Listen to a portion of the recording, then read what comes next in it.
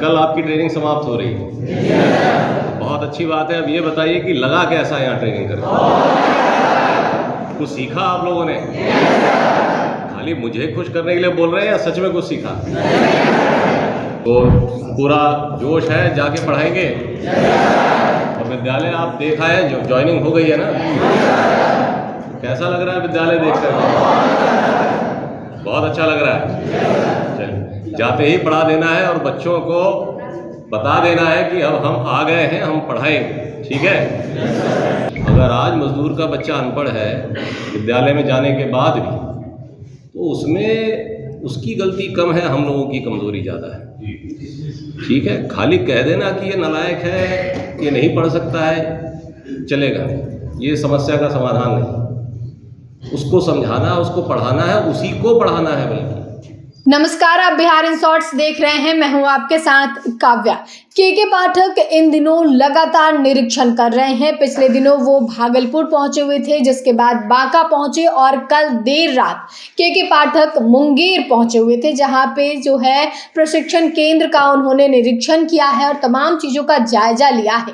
और शिक्षक अभ्यर्थी जो भी शिक्षक हैं, जो प्रशिक्षण ले रहे थे, उनसे बातचीत भी किया है और उनका जोरदार स्वागत भी किया गया है। फूलमाला के साथ के पाठक का स्वागत किया गया है। और वहीं शिक्षकों को संबोधित करते हुए के पाठक क्या कुछ कह रहे हैं, सबसे पहले आप वो सुने। आप लोगों के बीच काफ़ी देर से पहुंचा, इसके लिए मैं क्षमा चाहता हूं। बांका से यहाँ आने में अप्रत्याशित समय लग गया। पहुंचना मुझे था 8 बजे के आसपास, अभी शायद 8:45 बज रहे हैं।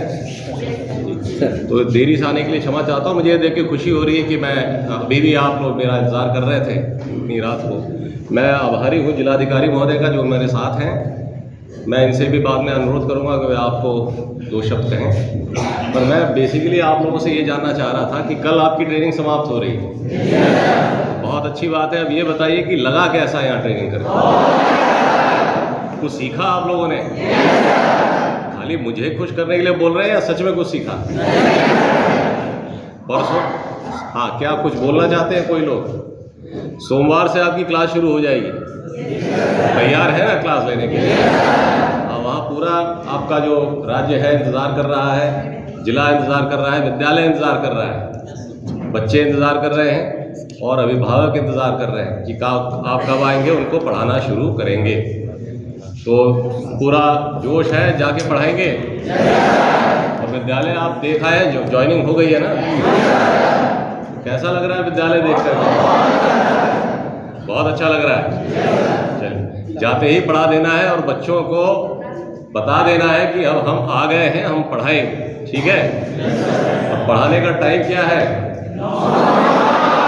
बहुत बढ़िया, 9 से 5। ये याद है ना? और मिशन दक्ष के बारे में सुन लिया है, जहाँ क्लास हुई है उसकी।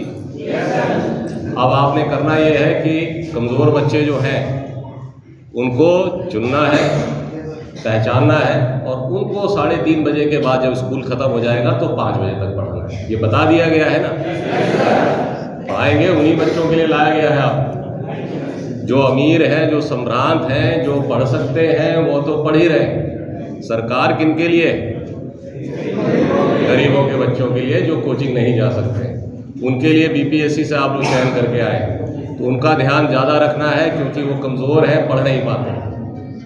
आपको याद है होगा कि हम लोग आज अगर पढ़े लिखे हैं तो विद्यालय के अलावा भी हमारे घरों में हमारे माता पिता, हमारे दादा, हमारे बड़े भाई, बड़ी बहनें पढ़ी होती थी, लिखी होती थी और वो हमको घर में भी पढ़ाती थी। ठीक? जो एक गरीब होता है, मजदूर का बच्चा होता है, तो वो अगर विद्यालय में नहीं पढ़ पाता है तो घर में उसका कोई ऐसा है नहीं जो उसको पढ़ा सके। तो वो आता है बड़ी उम्मीद से सरकारी विद्यालय। तो इसलिए उसकी उम्मीदों को हमने पानी नहीं फेरना है। उसने, मजदूर ने अपना काम कर दिया, अपना बच्चा विद्यालय में भेज के। हम लोगों ने अपना काम नहीं किया, उसको ठीक से पढ़ा। ठीक है? अगर आज मजदूर का बच्चा अनपढ़ है विद्यालय में जाने के बाद भी, तो उसमें उसकी गलती कम है, हम लोगों की कमज़ोरी ज़्यादा है। ठीक है? खाली कह देना कि ये नालायक है, ये नहीं पढ़ सकता है, चलेगा नहीं। ये समस्या का समाधान नहीं। उसको समझाना, उसको पढ़ाना है, उसी को पढ़ाना है। बल्कि हर क्लास में आप देखेंगे कुछ बहुत तेज़ बच्चे होते हैं, कुछ एवरेज होते हैं और कुछ बहुत कमज़ोर होते हैं।